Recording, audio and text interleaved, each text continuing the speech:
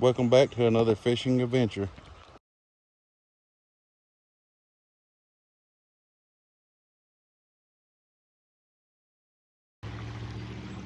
And as you can tell, we don't got that shrimp this time. We got the nice old big fat juicy nut crawlers.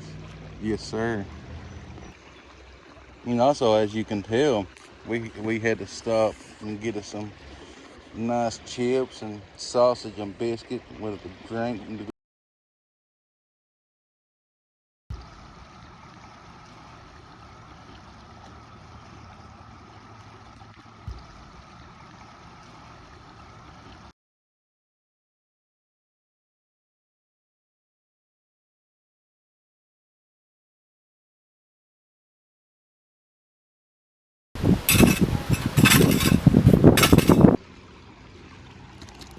Second one of the day.